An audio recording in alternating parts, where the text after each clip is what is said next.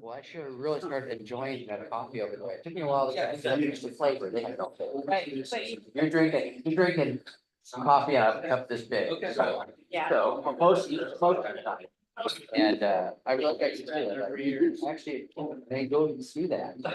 Dan and Chris, she's here. Right on the money. Yep. No.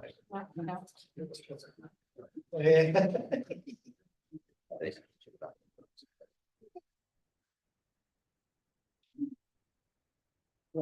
on Pacific Standard Time. Oh. Just say no. Yeah, not Italy or France or. When you did that? 1 o'clock this morning. So I've got, yeah, I slept 4 hours. I'm tired. It was a great trip. It was a lot of work. We walked a lot, but it was fun. It was fun. Learned a lot too. Good evening, everyone. Welcome to today's session of June 25th. Danielle, we do a roll call, please. Yes, I will, Mr. Mayor. Councilmember Blush. Councilmember Stearns is absent tonight. Councilmember Gilmore. Here. Mayor Onisco. Here. Deputy Mayor Sherman. Councilmember Sapp. Here. And Councilmember Gutierrez. Thank you, Danielle. Tonight, Police Chief Chris Costad and Captain Dan Patton have information for us about the license plate recognition system. Thank you, Mayor, Deputy Mayor, council members. I appreciate the time you afforded us tonight to talk about this. Myself and Captain Pat have been working on this project for a few months now and are really excited that we're to the point that we can actually introduce you to it appropriately and get you as much information as possible about it. Just real quickly from me, the flock system, it's an automatic license plate reader system. We have, and I'll talk about later, I'll show you on some mapping photos that I have. We have strategic locations that we've located in the city that would be beneficial for us for identifying vehicles incoming into the city. And these cameras essentially will automatically read the plate. They don't take pictures of the passengers or anything like that. They store the information, and we can detect stolen vehicles or plates stolen plates on vehicles. And I think one of the basic things to understand about this and why are we doing this is because anyone who's rolling into our city with a stolen car or stolen plates on their car, they're not here for honest business, right? They're doing something else. They're gonna go steal another car, they're gonna go steal someone's property, they're gonna go to Walmart and steal something. This is why they're rolling around stealing a stolen car. They don't want to be detected or they have warrants for their arrest. Also, we can detect wanted vehicles that would come from other jurisdictions where there are maybe investigations, there's probable cause for their arrest for certain crimes. We can get hits on those. Missing persons, missing children that are associated with vehicles, we can get alerts on that. And it also helps us with our investigations. I know I have good reason to believe that if we had this system in last year, we have 3 unsolved homicides in the city right now, and they're all open. I believe that 2 of them probably would be a lot closer to solving if we had these cameras in place at that time, because we have reason to believe that these people fled in vehicles in places where we have cameras and we could have identified them. So I'm joined by Captain Patton. He's going to talk about money issues and grants.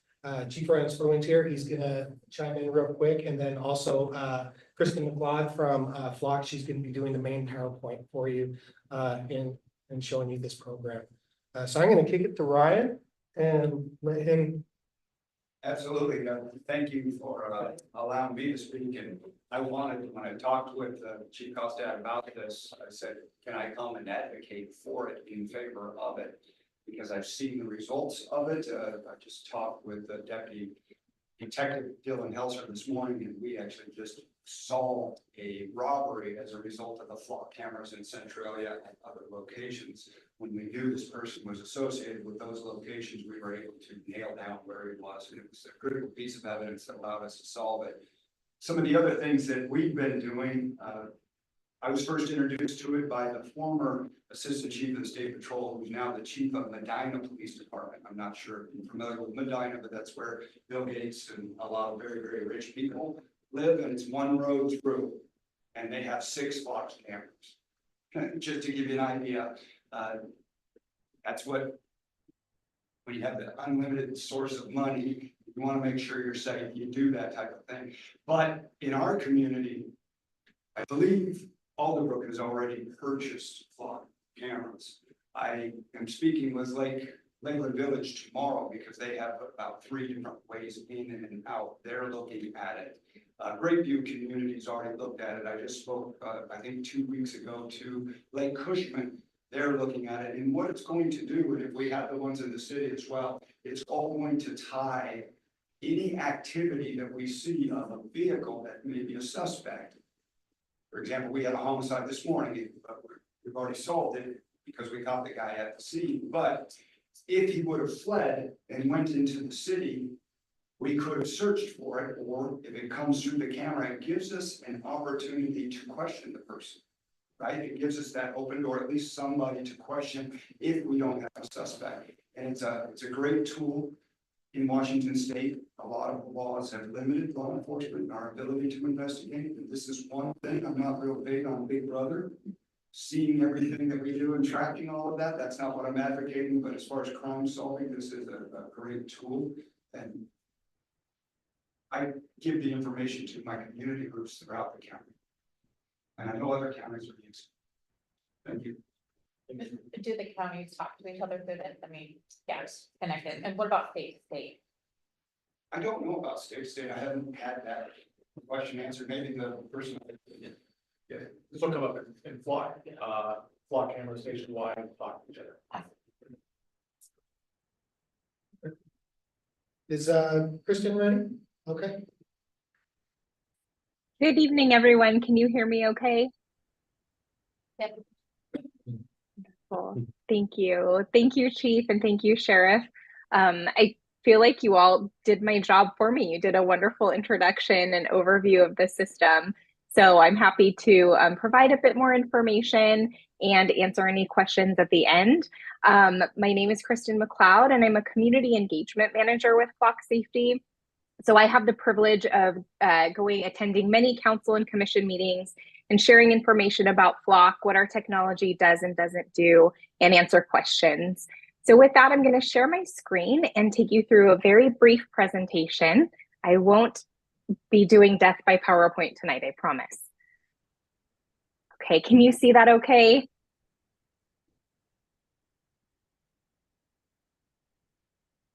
Screen, okay. Is that a yes? Yes. Okay, wonderful. Thank you so much. So Flock's mission is to eliminate crime and to shape a safer future together. And we are incredibly grounded in that mission and committed to that. We started off, our founder and CEO created the company back in 2017 because he recognized that nationally, police departments, law enforcement agencies, crime is still occurring daily, sometimes unfortunately hourly in some communities, and resources are often stretched thin for departments. And we wanted to create a very efficient and effective tool so that law enforcement could gather objective evidence and really use it for precision policing. So we believe in utilizing technology for good. We believe that Flock helps multiply your police force.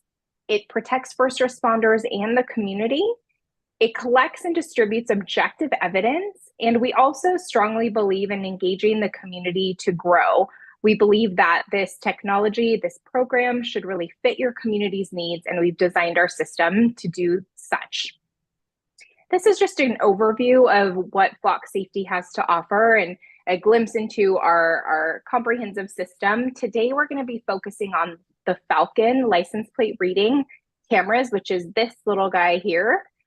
We also have audio detection, live video, and these devices help capture the evidence, and then we decode that evidence by providing visual searches, our vehicle fingerprint search, which I'll get into a little bit more in detail in a moment. And what the decoding does, it really helps law enforcement officers make sense of mountains of evidence quickly and efficiently. And then we deliver that information in a variety of ways, including through our search function, through our map platform, alerts that, getting ahead of myself, alerts that come through real time and through mobile app, through patrol officers, MDTs, and we get the right evidence into the right hands of your officers. So back to our Falcon. This slide, oh my goodness, keep jumping around. This slide here is a really great representation of what the license plate reading cameras capture. Our cameras are focused on capturing vehicle facts. So they take still images of the rear of vehicles, and they take all that information that's captured and they organize it and maintain it for 30 days so that officers can utilize that and search for suspect vehicles as part of criminal investigations. We are infrastructure free, and we designed the system to be able to make it so that cities can kind of plug and play. We want to take the maintenance off of your hands. We maintain the hardware, we provide software updates, and I'll show you a little bit more of what you get when you have a subscription with Flock. The cameras operate 24 hours a day, 7 days a week. They're solar powered and motion activated. For our law enforcement customers, on the back end, we are integrated with the National Criminal Information Center. And those, as Chief and Sheriff mentioned, when a wanted vehicle, so a stolen vehicle, is entered into the NCIC database, that information, we're integrated with them on the back end so that if a stolen vehicle passes by one of the cameras in your community, your officers are alerted to that vehicle within about 20 seconds. We're also integrated with the National Center for Missing and Endangered Children, also known as Amber Alerts. We also have a custom hot list feature so that your officers can create an alert on a wanted vehicle. We're ethically built, and I will get more in detail on this piece because we believe it's really important. I talked a little bit about the real-time alerts. This is a great, the slide before is a representation kind of just showing that we're capturing the vehicle, the rear of the vehicle. This is an actual footage from one of our license plate reading cameras.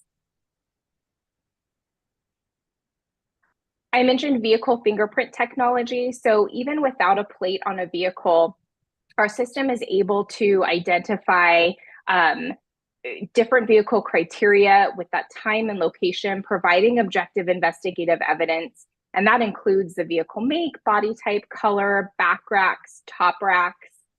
Can also identify bumper stickers, but not in detail. So just that a sticker is on the car, but nothing further in detail from that.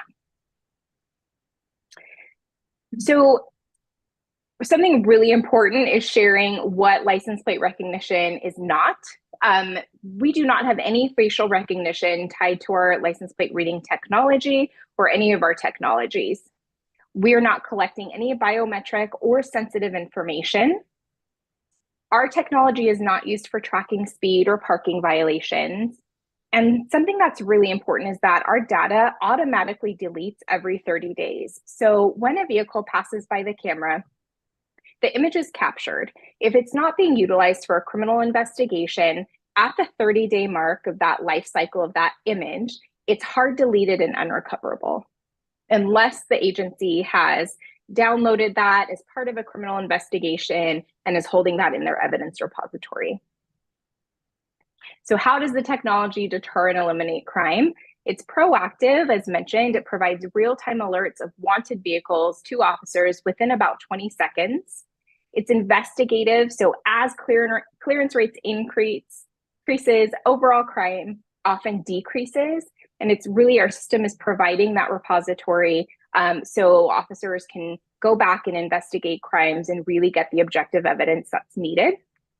It also serves as a deterrent. So when the cameras go up in communities, word spreads pretty quickly, and it makes it a lot less desirable for individuals who are intent on committing crime in your community to do so. We strongly believe in being a trusted partner. And that's why we built in privacy safeguards and accountability mechanisms into the system. So the footage is owned completely by the agency and the city and will never be sold or shared by Flock, period. Mentioned that 30-day data retention. This really takes the human bias out of crime solving by detecting only that objective data. And all of the data is securely stored. It's encrypted end to end and then held in the Amazon Web Services government cloud with very strict data security standards. Our accountability mechanisms include, we require a search reason, and that user number is also saved indefinitely, which provides the administration of the system an indefinite audit trail so that they can ensure that the system is being used in accordance with department policy. Again, we are not facial recognition and there's no biometric or sensitive data collected. We are not connected to any registration data, such as or DMV registration or any third-party databases such as Carfax. And then something unique to Flock is our transparency portal. And this is part of your contract. It's no additional cost, but it provides a way for the city to share how the system is being utilized by the department. And this is an example from a department, and it's customizable for each community, for each police department. And this department has chosen to share what's detected, license plates and vehicle information, what's not detected, faces, people, gender, race. They have their acceptable use policy outlined, prohibited use policies outlined. This large block of text here is all of the law enforcement agencies that this particular agency has chosen to share their information with. And I believe there's a question before about sharing out of state, and that is possible, but it's up to each department because each customer owns their data and they are in full control over who they share their data with. They've also included a link to their LPR policy down here. So again, it really gives the community a great way to see exactly how the department's using the system.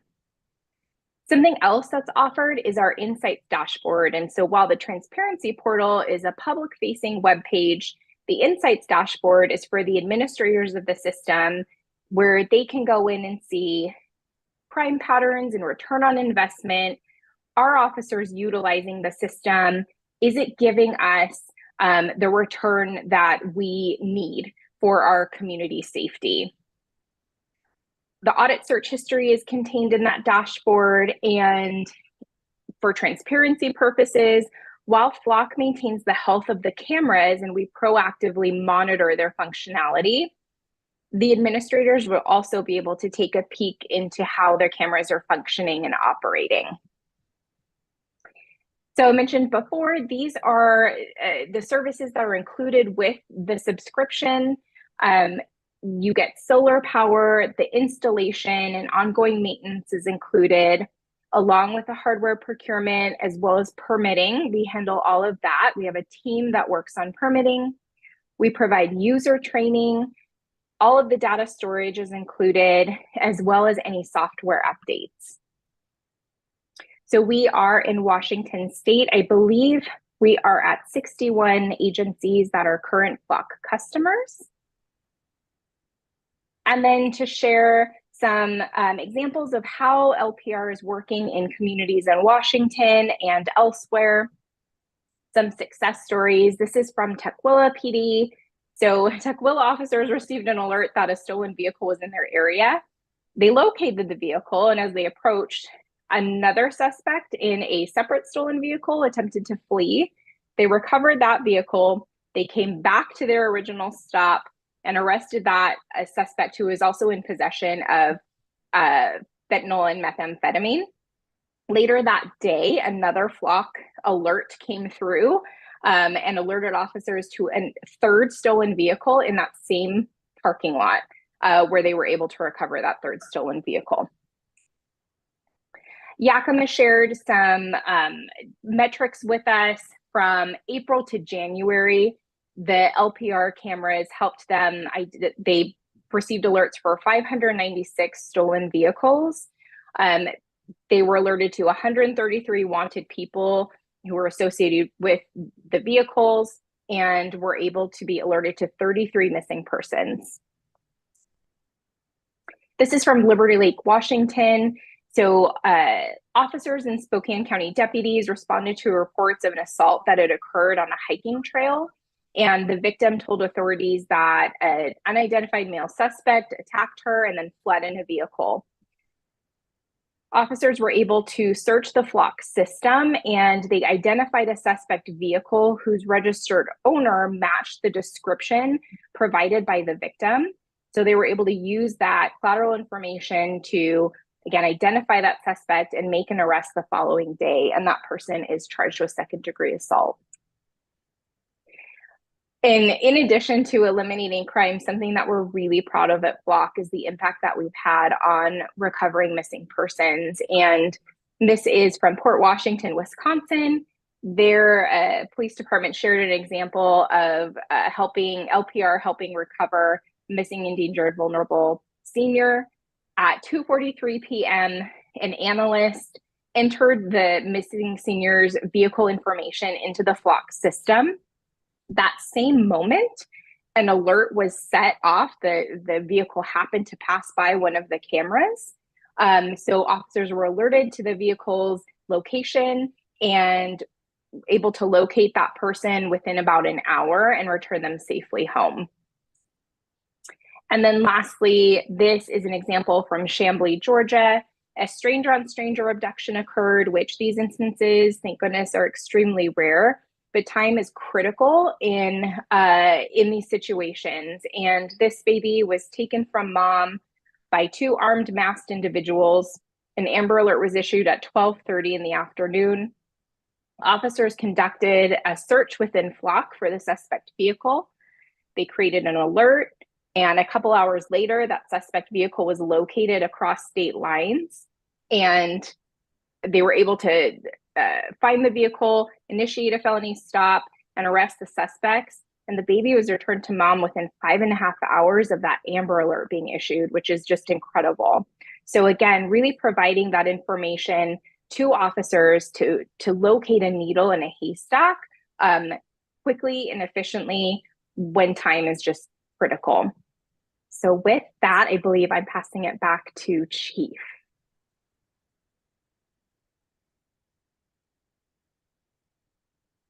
Wanted to discuss the potential sites of camera placement in the city. Was this all in, you guys get maps like these in your? Okay, great. So there's 12 cameras in all that we're proposing for initial startup of this. Every camera is specifically located on a road that enters into the city. So, and they capture the plates as they enter the city, not when they're leaving.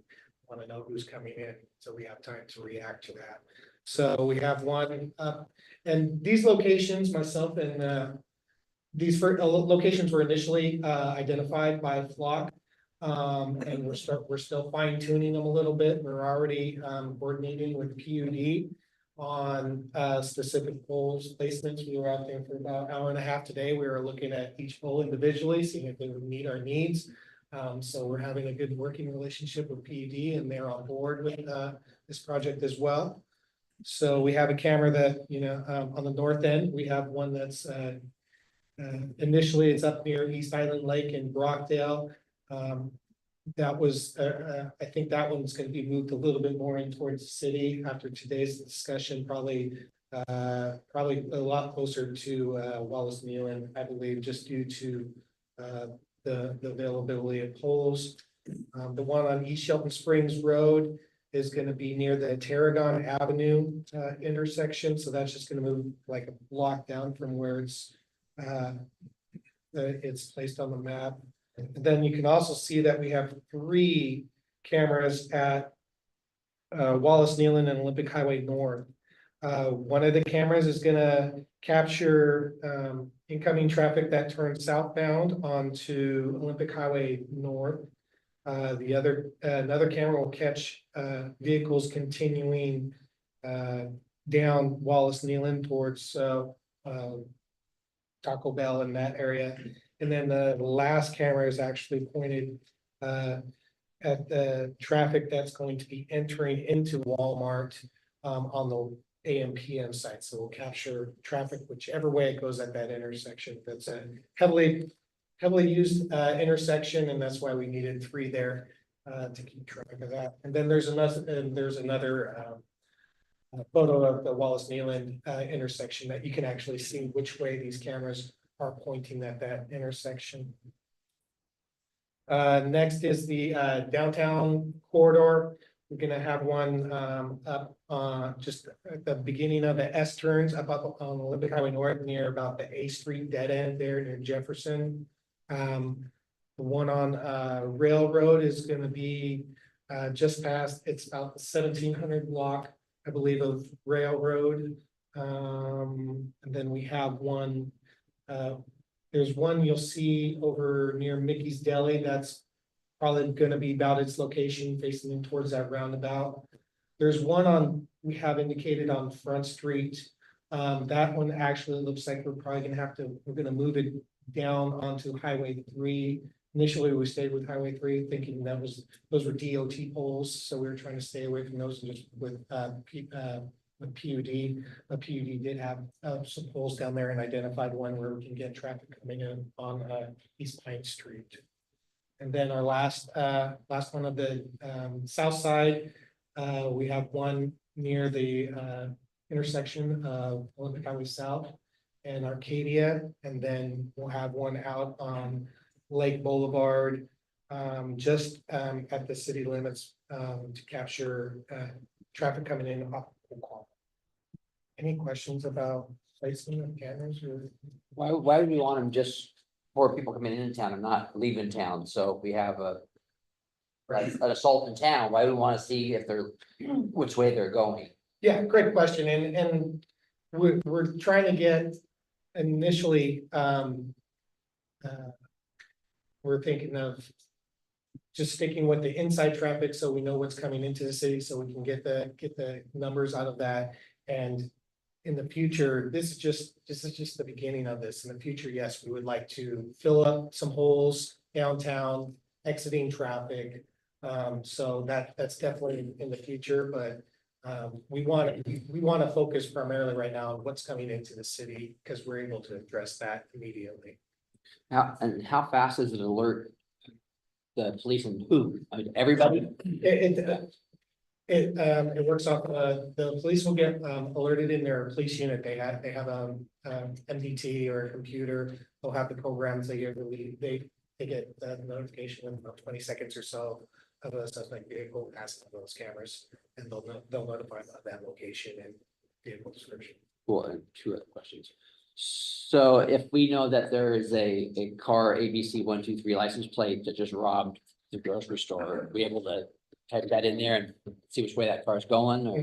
Yeah, we can do partial plate searches. We can do just vehicle description searches, so we don't even have to have a plate. We can say we're looking for the red Toyota Camry or whatever like that about this time, and we can data mine what we have in storage and figure it out that way as well. Cool. One last one, retention. That's usually a big deal now with government is, so we don't have responsibility of keeping this stuff for 10 years. No, we do not.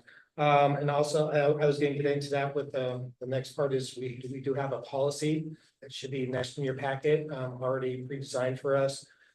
So within this policy, we have I think it's on page 2 here. We are going to dump all of our information after 30 days. This information that we have in the system is confidential because it is access information. It has, names, date of birth, whatever it could be, so we can't release them. So I think it was, and Kristen mentioned the transparency portal that we could do a link onto our website, and then we could say share our general statistics with our program there's a section for policies and what our policies are, what do we detect, what we don't detect. And the usage and how we're using it, and it specifically shows like how many vehicles were captured, license plates were captured in that 30 days time, or how many hits we got or something like that. So I think that's an important piece that'll help the community look at these numbers and see this program work. But if we do download the information for a case, we gotta keep. We would download Okay. for a case, and then if we received a public disclosure request for that information, then we'd be physically blocking some things out in the report or whatever that we could not disclose, which is the access information. All right, sounds great to me. I like to talk about money, but I got your other question probably first. Yeah, of course I have questions. We live in Washington, so of course I have questions about the solar.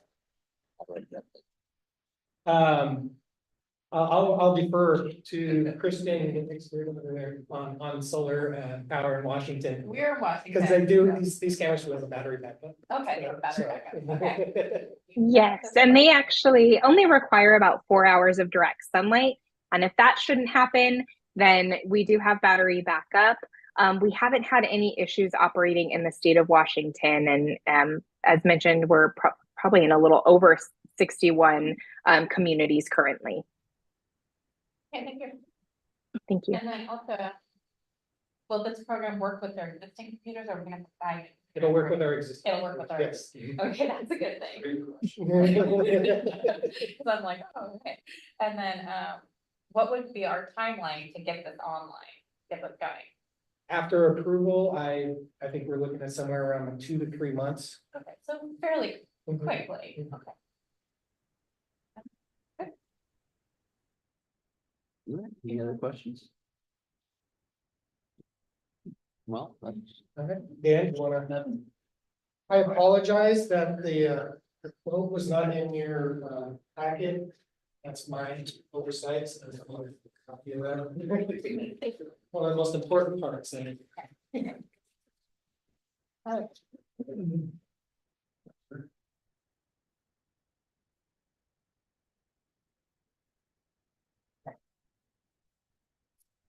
Mayor, Deputy Mayor, and City Council.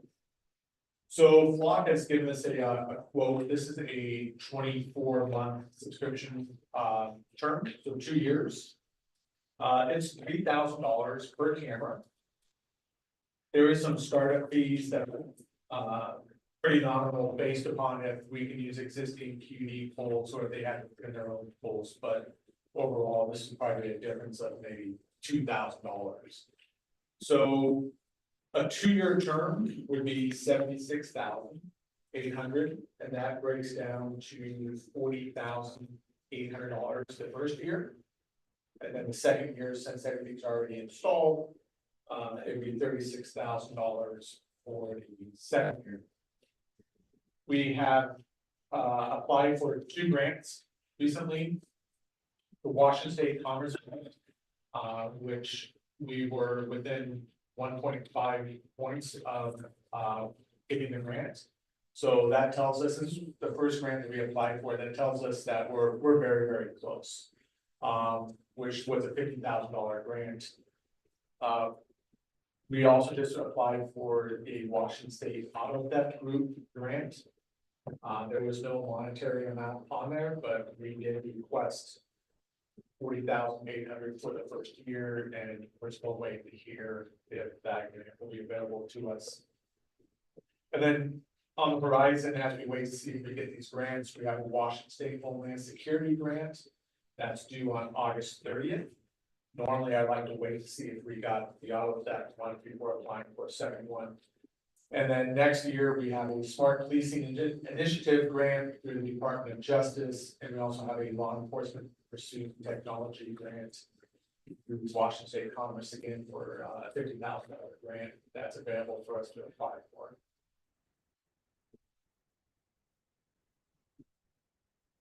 So with that being said, how much do we need to account for? I think to be fair is, we're applying for grants, there's always a possibility that we may not get the grants. What I've noticed is that Flock is incredibly popular right now in Washington State. Seems like everyone's getting it. As everyone's getting it, everyone's applying for the exact same grants. So, like the Thomas grant, I think they told me there's like 36 agencies that applied, and I might be off by a number two, there's like 14 that, that received grant funds. So I think we calculate for the worst, and that's if we get absolutely no grant funding at all. And so that would be $40,800 that is billable upon, the signing. So the first year is invoiced upon signing with SWAT. And then the second year, you $36,000. Are we still looking okay with the one-time money? Thank you, Mayor. That's where I want to go. This isn't a budgeted item this year. Yeah. So we Right. did not budget this in 24. This would be a new expenditure. We'd have to find existing funds, whether that's reserve, balance, or we find efficiencies with the existing budget. Now, the 12 cameras, again, indicated are kind of the starter kit, I guess, if you will. It could be reduced somewhat. It obviously reduces the coverage. That could reduce the cost, and you can implement more over time. You know, much as you could if you started with 12 and want to implement more for the vehicles leaving the community. So with the council's input tonight, what we do is we go back to the drawing board, we start crunching numbers, we understand what we truly are. Hopefully we find some support through the budget process or through the grant process, but if it becomes a priority from council, we'll do our best to find an implementable program that's that we can support financially through the general fund. I mean, I don't know what price you put on finding a missing child, a kidnapped child. I mean, I think it's really a small amount. Okay. We're down Like- 3 officers. So how long were you down And- there? Years. That's what I mean, so that right there, Right. that's 76,000 as far as I'm concerned. You know, we need all back we get, you guys are up against quite a bit. As someone who had a license when it's stolen, and it's drug out drive around, but on a stolen vehicle, you know, I would love for them to caution a little bigger before we committed more crimes in our community. Yeah, I don't know anybody that says, oh, I wish it would have taken them longer. Yeah, Right. I mean, so whatever tools we can provide to help, I'm please support both. Yeah, not cool. So this project came forward from last year when I was at the FBI National Academy. And the presentation was done among my peers a couple of times, and this is what really alerted to me. And so the one thing when I came back from there was, if I put all my eggs in one basket and asked for one program, it was this program because I saw the success of it. I've yet to see a single agency in Washington State pull back from their flock installations. Centralia I've talked with, they got the cameras, and the chief, ex-chief Denham said, you know, we'll find the funding for it. This is how important they found that it worked for them. There's also another agency in Eastern Washington that they were looking at significant budget cuts. And during those budget cuts, they were actually looking at increasing their cameras to even more because of how popular Flock was. If I saw that agencies throughout Washington State were reducing their cameras, that would tell me that's probably a program that would work for us. And I've seen just the opposite. And if you go home today and you Google Flock cameras, news, and read the articles, even from today, there's absolutely going away. Well, I think it's important. I mean, if we could use reserves to get it started and hope for the grants to pay it back. Do that. I think it's important. I think it sounds great. But what is the cost per camera, not per camera, adding cameras down the road for the annual service? Is it gonna keep increasing that annual service? So the price of cameras last, are, before this term. Not the cameras, Service. the Yeah. ser- Have more to have more The cameras. subscription service Yeah. is tied into, it's basically free, you're charged per camera. It's a lease camera essentially, and we pay for the subscription just to.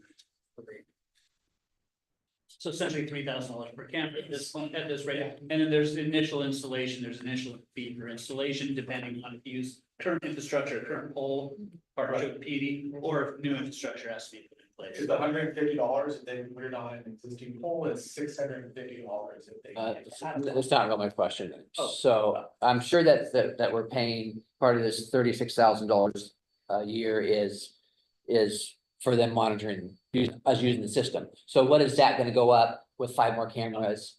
1 more camera, 10 more cameras? The cost is calculated per camera, so the actual access to the software is free, included in the cost of the camera. So if we had 10 cameras, our total outdoor cost is 30,000. Right, if we have, you just have to buy 3 per camera. 3,000. Yep, 12 cameras, 36,000. Every year? Correct. Okay, Yeah. And if I could okay. if I could just add a little bit to that. So since 2017, we have only had one price increase to our cameras, and that was approximately a year ago. And I know Flock is really dedicated to working with communities. We wanted to make this system affordable for many communities because of the impact that we have. So if that's helpful, it's very rare that we increase our price per camera per year. Still only asked my question. So if we had 24 cameras, are we paying $70,000 a year? And $3,000 per camera. Okay. No matter how many No, cameras. okay. Yeah. Okay, Every- got it. Yep. That, Yep. okay. Sorry, I'm slow, I'm tired. We want you to be as informed as possible, so Yeah. please ask again if we haven't answered your question. So that's something we would have to put into the budget for future. I mean, Absolutely right. It's great if we get a grant out, but there's no guarantee that, a couple of years down the road from now, those grants are still out there for them, and we would have to. put that That's in the correct. budget. And we just did budget requests, and actually, that was my number one item on the budget request was $36,000 a year for block cameras. I think, or was it second behind the police vehicles? I don't know.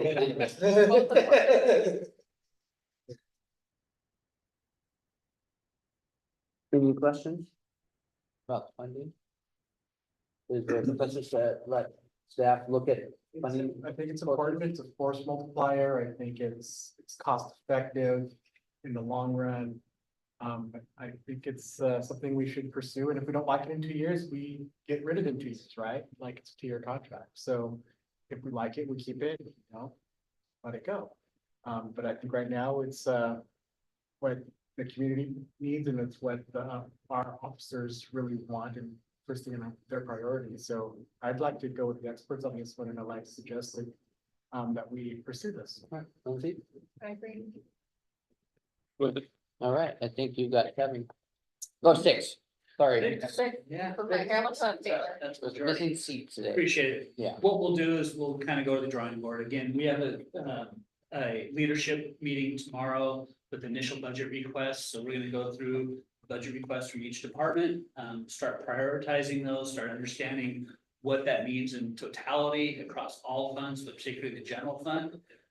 As we've expressed before, the general fund, progressively gets tighter and tighter as we move along, but we know that council priorities, strategic priorities. One of the top priorities is public safety, and we think this is, obviously it wouldn't come before you tonight without rising to importance from our police department and meeting council strategic goals. So we want to make sure that we provide you with the opportunity to make an informed decision. Like I said, we'll go and crunch some numbers and bring some potential solutions back to you. Yep. And if we implement this, maybe a quarterly report on how it's working. Yeah. That's the great part.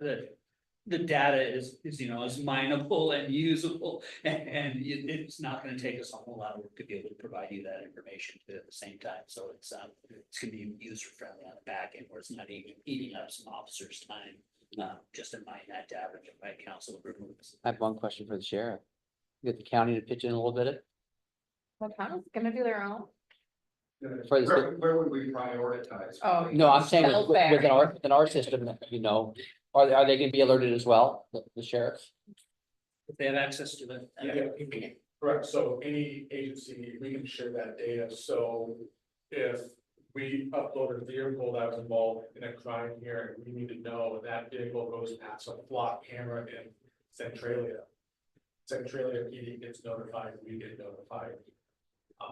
And then I just leave. So you'd be calling them if a car, they have an assault out on Harson Island and that plate comes into town, you're gonna call Ryan and say, hey, it's here, they're gonna know about it automatically. We have our major crimes task force that we put together recently as well, and we'd be sharing that information.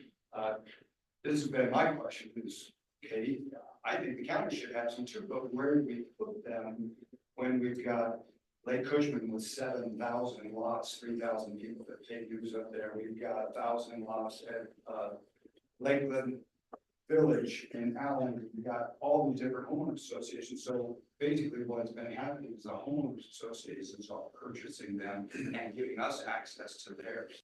So that's going to tie all the county in.